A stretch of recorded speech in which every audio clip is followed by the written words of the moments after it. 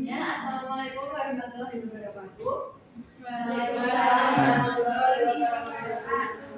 Di sini kami dari kelompok 5 akan menjelaskan mengenai laporan pengamatan tentang pengamatan. Kami yang beranggotakan, saya sendiri, Sabar Brina Zarina dengan NIM 686. Saya Auli Dedika Sabrina dengan NIM 21. Saya Junior Santi dengan NIM 036. Saya Roina Fianti NIM 83. Saya Widya Rahmanasi dengan NIM 96. Jadi pada pengamatan yang kami lakukan itu pada hari Rabu 20 September tahun 2023, tepatnya pada pukul 10.25 sampai 16.02 waktu Indonesia Barat, yang bertepatan di Solo Safari, Jalan Insinyur Kami nomor 109, Jabres, Kota Surakarta. Nah, untuk lokasi dari pengamatan karakteristik lokasi pengamatan yang kami tempati itu suhunya sekitar 30 hingga 34 derajat Celcius dengan kelembapan 47%, dengan indeks UV yang tergolong ekstrim dengan tekanan 1013 mg yang memiliki bujur hitam 110 derajat bujur timur dan di antara 7 derajat bintang selatan. Next. Nah, untuk keadaan kandang dari orang hutan yang kami amati itu sendiri, yang pertama itu kandang dibuat seperti pulau kecil yang dikelilingi oleh kolam, di mana di dalamnya terdapat 3 pohon yang saling berkaitan atau bertautan seperti itu. Juga terdapat batu besar yang tertancap di dalam tanah di pulau itu. Nah, tapi semua komponen di dalam kandang ini sendiri merupakan buatan. Jadi pulaunya itu buatan, dan juga kolam-kolam yang mengelilingi ini juga buatan, dan pohon-pohon di dalamnya itu replika yang terbuat dari bahan semen seperti itu. Nah, untuk keadaan rumput dan tanah di dalam kandang itu sendiri tergolong gersam dan tidak steril karena saat pengamatan itu masuk pada musim kemarau. Di dalam kandang itu tidak terdapat pepohonan asli. Lalu untuk sumber airnya itu hanya ada kolam buatan tadi, yang dimana itu sulit dijangkau oleh orang hutan. Dan juga terdapat seutas kali untuk bergelantungan, tapi kali tersebut terpasang terlalu kendor sehingga jaraknya terlalu dekat dengan kali. Yang selanjutnya ada taksonomi orang hutan Kalimantan. Filmnya ada Animalia, filmnya Metazoa, filmnya ada Chordata, kelasnya Mamalia, ordernya Primata, familia Homininae, subfamili Hominae, genusnya Pongo, dan spesiesnya adalah Pongo pygmaeus. Next. Dan selanjutnya ada karakteristik dari orang hutan. Karakteristik yang pertama itu tubuh orang hutan itu tergolong besar. Nah, untuk tubuh orang hutan antara jantan dan betina itu memiliki perbedaan. Untuk jantan sendiri itu memiliki berat sekitar 50 sampai 90 kg, yang untuk tinggi badannya itu berkisar antara 125 cm hingga 160 cm. Nah, untuk betina itu sendiri memiliki berat tubuh sekitar 30 sampai 50 kg. Nah, untuk tingginya itu berkisar 1 meter. Nah, untuk karakteristik kedua itu orang hutan Kalimantan itu memiliki bulu yang berwarna coklat kemerahan dengan kulit berwarna abu basah dan memiliki badan tegak, kemudian memiliki flank atau pinggiran muka yang melengkung ke depan. Dan untuk karakteristik yang ketiga itu orang hutan Kalimantan memiliki lama waktu hidup berkisar antara 35 sampai 40 tahun itu di alam liar, sedangkan di penangkaran itu bisa hidup mencapai usia 60 tahun. Nah, untuk karakteristik yang yaitu makanan orang hutan adalah buah-buahan, kemudian ada dedaunan, kulit pohon, bunga, serangga, dan hewan vertebrata kecil lainnya. Nah, kemudian untuk karakteristik nomor 5 yaitu orang hutan merupakan hewan aktif di siang hari atau diurnal dan berkomunikasi dengan menggunakan suara. Nah, untuk karakteristik yang terakhir, orang hutan merupakan hewan semi soliter, yaitu orang hutan jantan biasanya ditemukan sendirian, dan orang hutan betina biasanya didampingi oleh beberapa anaknya. Nah, meskipun orang hutan itu sering berkumpul dan membangun tempat tidur di pohon, mereka itu pada dasarnya merupakan hewan terestrial atau menghabiskan hidup di tanah. Selanjutnya itu ada piramida ekologi pada orang hutan. Yang pertama itu ada piramida jumlah. Jadi piramida jumlah ini bertolak ukur dengan jumlah organisme yang ada. Yang pertama itu ada di habitat asli. Bisa kita lihat itu produsennya itu sekitar 1000, sedangkan konsumen 1 100, konsumen 2 10, konsumen 3 1. Sedangkan yang berada di Solo Safari itu produsen sekitar 10 dan konsumen hanya satu dikarenakan hanya ada di dalam penangkaran. Selanjutnya itu ada piramida biomasa. Piramida biomasa memperlihatkan jumlah biomasa atau jumlah total massa dari tumbuhan dan hewan di setiap level tropik dalam ekosistem. Pada biomasa, orangutan tingkat pertama pada produksi terdapat ini ada sayur, buah, dan ini ada ranting. Memiliki jumlah total massa yaitu 1000 kg. Terus pada konsumen satu ada belalang dan capung, memiliki jumlah total biomasa itu ada 500 kg. Terus selanjutnya pada konsumen dua itu ada orangutan sendiri, yaitu memiliki jumlah total biomasa itu ada 100 kg. Terus pada konsumen 3 terdapat di sini ada ular, memiliki jumlah total biomasanya itu 1 kg. Terus selanjutnya pada Solo Safari sendiri ada produsen dan ada konsumen satu. Karena hal ini karena keterbatasan tempat juga dan hanya dia tidak ada yang memaksa karena ini kan di penangkaran.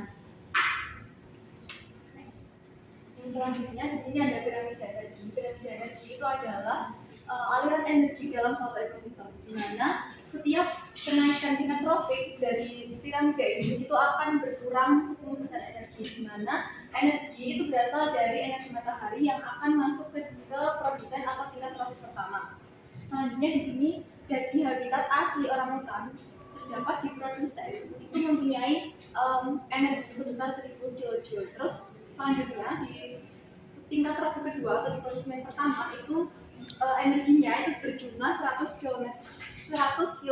Terus yang ketiga di tingkat tropik ketiga ada konsumen 2 dengan jumlah energinya sebesar 10 kJ, dan di tingkat tropik terakhir itu ada konsumen 3 dengan jumlah energi 1 kJ. Sedangkan pada Solo Safari itu hanya ada 2 tingkat tropik saja, di mana yang pertama itu ada produsen mempunyai energi sebesar 10 kJ dan juga konsumen 1 itu sebesar 1 kJ.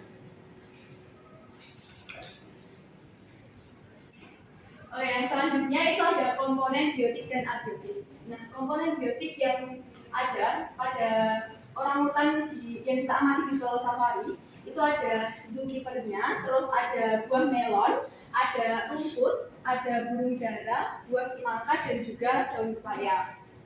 Nah, untuk interaksi orangutan dengan komponen biotiknya itu ada interaksi dengan zookeeper, yaitu saat diberikan makanan dan minuman makanannya itu berupa buah-buahan dan sayuran. Sedangkan untuk interaksinya dengan sesama orangutan yaitu si Tori ini adalah orangutan yang kita amati, itu dia berinteraksi dengan anaknya yang bernama Dito. Itu tuh interaksinya bermain dan juga ngomong anaknya gitu ya. Terus yang selanjutnya itu ada komponen abiotik yang kita temui selama pengamatan. Itu yang pertama ada batu, replika pohon, dan juga ada air kolamnya. Untuk interaksinya itu Tori sering memukul-mukul tanah itu dengan batu, yang itu adalah kebiasaannya dia. Terus yang kedua, Tori itu bergelantungan pada replika pohon yang ada dalam kandangnya itu. Nah, yang terakhir itu Tori sering mengais-ngais tanah dan rumput, di mana itu adalah perilaku abnormal dari Tori atau disebut dengan stereotipik behavior. Yang kemudian ada environment stress. Yang pertama ada stres abiotik. Tingkat stres abiotik pada orangutan di Solo Safari ini tergolong tidak terlalu tinggi. Nah, meskipun suhunya terlalu tinggi dari habitat aslinya itu, namun mereka bisa menyesuaikan diri. Kemudian ada stres abiotik yang lain itu di dalam kandang itu rumputnya gersang.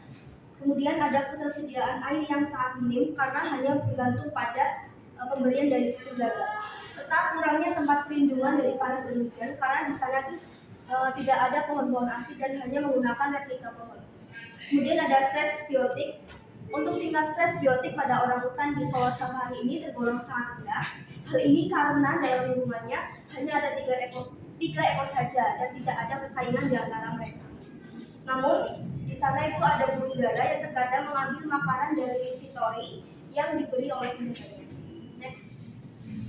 Baik, yang berikutnya itu ada habitat asli dari orangutan. Orangutan yang kita amati tergolong adalah orangutan yang berasal dari Kalimantan. Karena itu habitat aslinya merupakan hutan tropis yang ada di Kalimantan. Seperti itu, di mana hutan tersebut memiliki keanekaragaman hayati yang kaya akan keanekaragaman hayati, serta terdapat banyak pepohonan dan tumbuh-tumbuhan yang dimana berdaun lebat, berukuran besar, dan juga tinggi-tinggi seperti itu.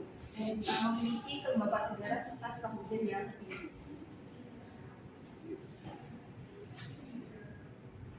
Selanjutnya itu ada besarnya pengaruh perubahan lingkungan. Jadi lingkungan yang habitat orangutan di Selow Safari ini mengalami perubahan yang signifikan daripada habitat aslinya. Apalagi di musim kemarau ini. Di Selow Safari itu tidak terdapat pohon asli, hanya terdapat pohon replika saja tanpa daun, sehingga membuat tori atau orangutan yang kita amati itu kesusahan untuk berteduh dan mencari makanan. Kan semisal ada pohon asli itu, tori itu bisa makan dedaunan. Makanan yang diperoleh itu hanya berasal dari penjaga. Saat kita amati itu mendapat 2 kali makan, yaitu saat siang dan saat sore hari. Next.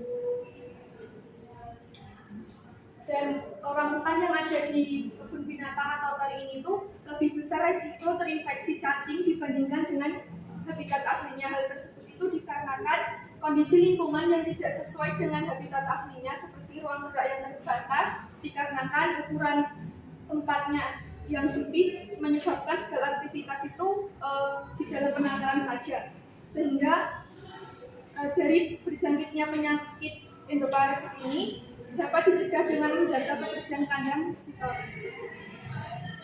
Nah, selanjutnya ada ketersediaan energi. Yang pertama adalah ketersediaan sumber daya yang rendah. Nah, ini kan orangutannya itu di kebun binatang atau di kandang buatan. Nah, karena orangutan ini itu di kandang buatan atau di kebun binatang, maka ketersediaan makanan terutama seperti buah-buahan dan tumbuh-tumbuhan yang lainnya itu terbatas.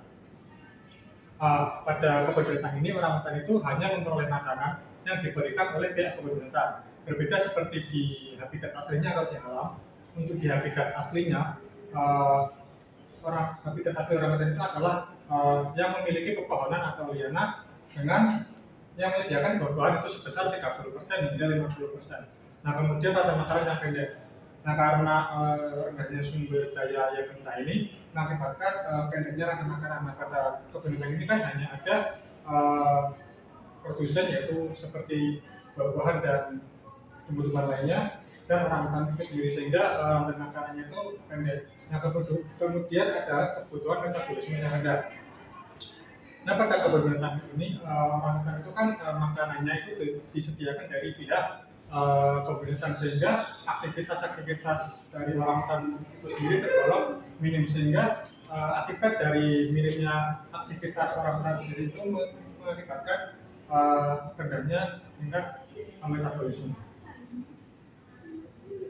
Selanjutnya itu ada lingkungan fungsional.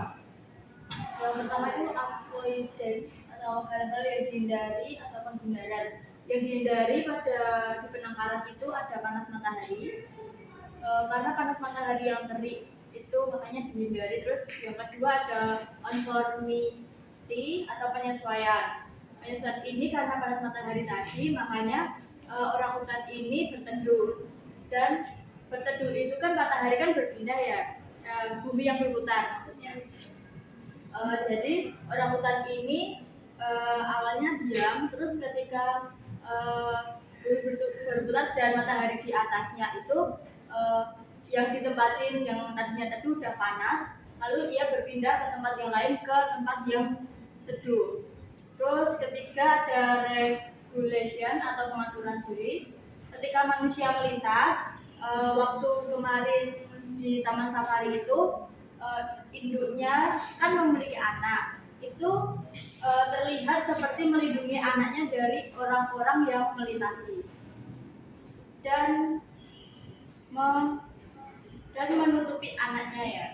Terus orangutan betina dewasa selalu membawa bayi saat beraktivitas karena memiliki bayi, karena bapaknya itu tidak mau membawa anaknya karena juga ibu kan memiliki insting seorang ibu, makanya dari insting itu berfungsi untuk melindungi dan menjaga anak. Nah, yang terakhir ini berdasarkan pengamatan aktivitas dari orang hutan yang kita amati. Pada pagi hari itu orang hutan lebih sering dia itu beraktivitasnya itu hanya duduk dan bermain bersama anaknya, seperti dia menyusui lah atau apa, itu pokoknya lebih sering menghabiskan waktunya bersama anaknya. Terus pada siang hari itu dia lebih sering berpindah-pindah tempat karena untuk menghindari tadi panas matahari. Nah, dari berpindah-pindah tempatnya itu dia itu sering melakukan aktivitas berbaring atau istirahat gitu bersama dengan anaknya.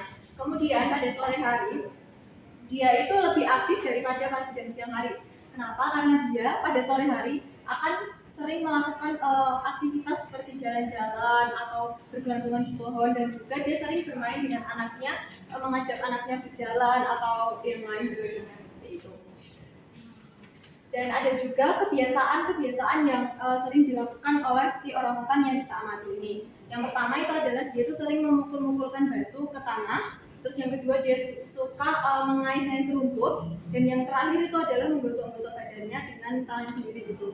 Nah, mungkin itu aja yang dapat kami sampaikan dari pemaparan tentang orang hutan yang kami amati, yaitu bernama Tori.